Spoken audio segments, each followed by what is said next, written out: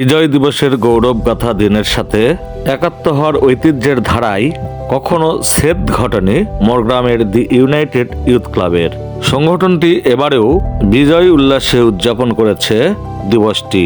বগুড়া জেলার দুপচাঁচিয়া উপজেলার গোবিন্দপুর ইউনিয়নের মোরগ্রাম স্কুল মাঠে বিজয় দিবসকে ঘিরে অনুষ্ঠিত হয় নানা আয়োজন। দিবসের কর্মসূচিতে শহীদদের প্রতি শ্রদ্ধা নিবেদন শেষে অনুষ্ঠিত হয় দিনব্যাপী ক্রীড়া অনুষ্ঠান। 16 ডিসেম্বর সোমবার সন্ধ্যায় অনুষ্ঠিত হয় পুরস্কার বিতরণী সভা।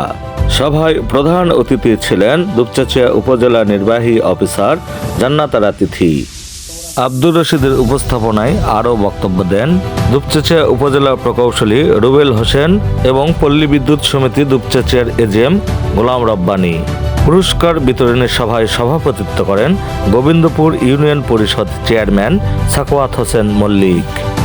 আলোচনা শেষে ফেরদৌস হাসানের উপস্থাপনায় 53তম আয়োজনের বিভিন্ন ইভেন্টে বিজয়ীদের মধ্যে পুরস্কার বিতরণ করেন অতিথিবৃন্দ এবং দি ইউনাইটেড ইউথ ক্লাবের কর্মকর্তা বৃন্দ। সত্যের সন্ধানে দুপচাঁচিয়া, বগুড়া।